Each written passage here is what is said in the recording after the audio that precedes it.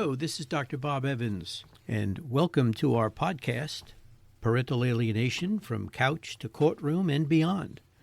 We will discuss the resisting and refusing dynamic, commonly referred to as parental alienation, how you'll know it's happening in your case, and what can be done about it.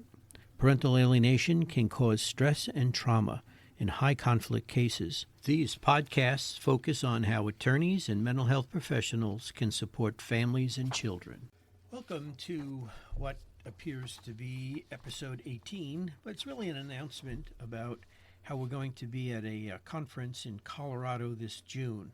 The PASG conference is going to be held at the university in Colorado Springs. And we are going to do a pre-conference workshop on Friday the 16th. That'll be from 9 o'clock in the morning until 3. We being Dr. Bone and I, Kelly Baker and Amy Eichler. Amy and Kelly are going to be talking in the afternoon about doing therapy with alienated children. Dr. Bone and I are going to be talking in the morning about, well, essentially what mental health professionals typically don't learn or don't get exposed to when they're in graduate school about this phenomenon of parental alienation and what to worry about. So if you want more information about the PASG conference, go to pasg.info and you can register for their conference, which is over the weekend. You can go to the naopas.com website to register for the pre-conference workshop, which is called Therapy with Families in Divorce, What You Did Not Learn in Graduate School. Let me emphasize that this is a program or a workshop that is for mental health professionals, mental health counselors, marriage and family therapists, clinical social workers, psychologists, etc. So what are we going to talk about? We're going to talk about things like clinical services versus forensic services, which is a big category of information that people typically don't learn about, and they're learned by the school of hard knocks on what they can do and what they shouldn't do. We talk about the characteristics of alienation. We talk about the estrangement phenomenon versus alienation, and to make that kind of distinction and help mental health professionals differentiate between those two. We talk about a misplaced advocacy phenomenon, which happens very frequently in these cases. In other words, when a favored parent typically brings the alienated child to their services, they don't let them know the whole story, and so the mental health professional actually becomes an advocate for the alienated child and the favored parent, and finds themselves really getting into a potential jam because they didn't look at this case as a potential alienation case. They looked at it as a typical mental health counseling kind of a case. We talk about biases, what to look for, how to know they're going on. Problem with biases, of course, is that they're not subconscious. They're not, you don't think about them, and you think, well, you're not really doing those things, but sometimes you do them, and you do them unconsciously.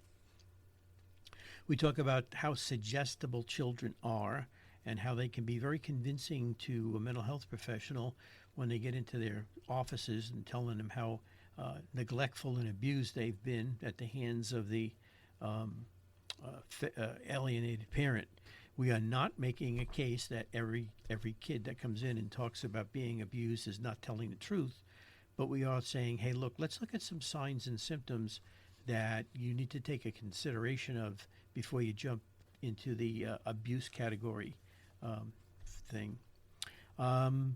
We talk about confidentiality. We talk about releases of information.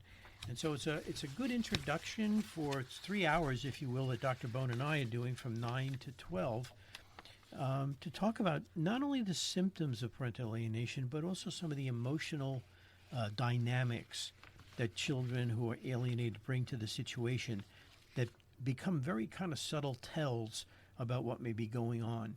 We know, for example, that children who experience parental alienation really frequently present with feelings of anger, hostility, very complex emotional symptoms. And these need to be interpreted not just on the surface in terms of, well, here we have a child who's very angry, and so if the child's angry, therefore there must be a reason. And so the next thing you know is you're going down this rabbit hole of reinforcing the notion that this child is angry at a parent for some rational, justified reason.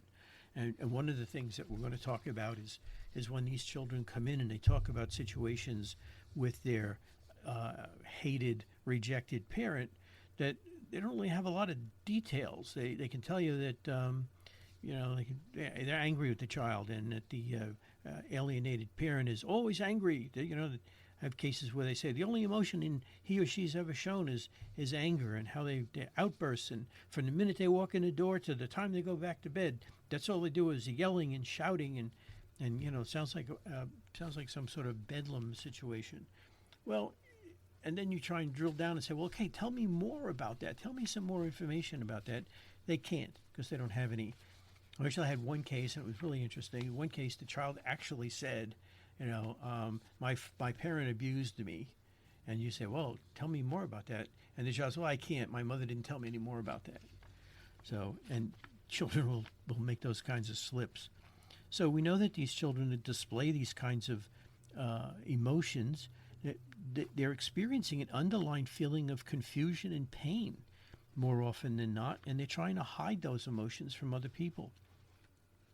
It's very difficult to sometimes ferret out the alienation, and these children basically have a lot of difficulty with decision making, expressing their emotions openly, so that professionals can at least make a therapeutic connection with these kids to help them. There's some research that talks about how the risks of the potentially emotional damage to children and families when counselors are not familiar with the dynamics of not only high conflict divorces, because we hate that terminology, high conflict.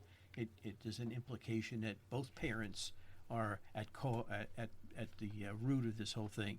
And yeah, in some cases that's true, but in many, many more cases that's not the case. It's usually one parent that's primarily behind the scene, pulling the strings on the child. Alienated children are not likely to discuss with a counselor or therapist the negative emotions that they're provided by the favorite or alienating parent. And so a counselor is going to not be able to recognize that the child's being affected by that kind of behind-the-scenes phenomenon. So we're going to cover these kinds of things. We're going to talk about maybe the potential effects of this whole process down the road for children in terms of what they're going to morph into in terms of adulthood.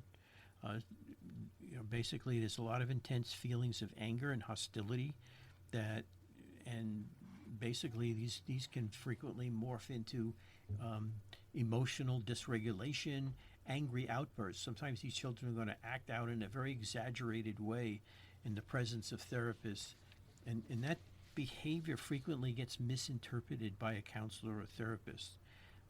So it's kind of important then for mental health professionals to really well grounded in this area. I have a close friend of mine who's a professor of clinical psychology at a local university here in the Tampa area, and they do not cover the topic of parental alienation, and they just move on to the whole thing. And so you're producing clinical psychologists in this country who are not getting educated in this topic, only what they may learn down the road, and a lot of misinformation is out there about this topic, and we're trying to correct that, if you will. So it's really important for therapists and counselors to have a very clear understanding of a child's emotional world in order for them to provide treatment and for that treatment to be successful. They need to not only be familiar with parental alienation, but they need to be able to look at ways to interpret the severity of a child's symptoms and be able to design a course of treatment or action for these kids. So this is a really important thing. And what these therapists find themselves in is they find themselves into a legal situation, not being trained in it, not knowing how to behave relative to courts, what they should do or shouldn't do, and sometimes they can get themselves into a license bind as well as perhaps even civil lawsuits.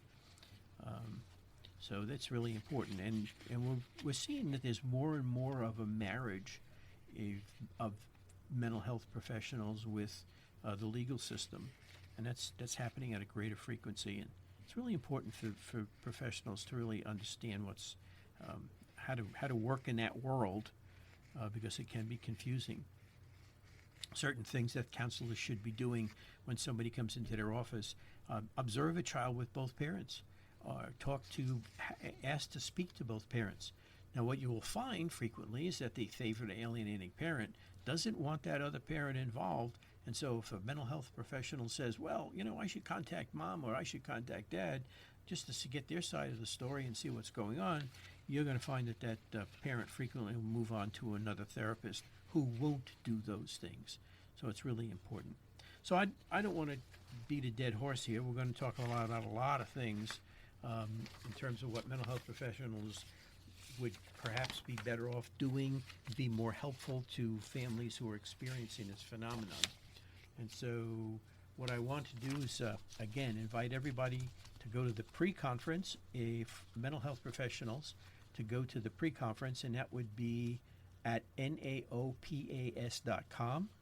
And you will be able to see a flyer for our program, and you can be able to sign up right there.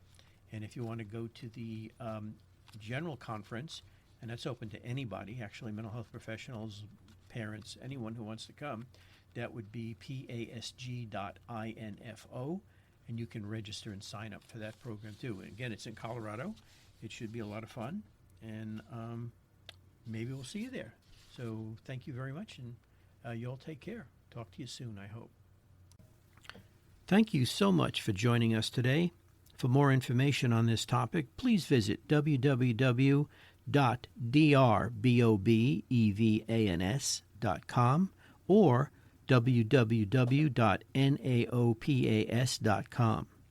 We offer classes for both legal and mental health professionals to help educate them on the signs and strategies of parental alienation and how to move forward for a healthier environment for the children of divorce.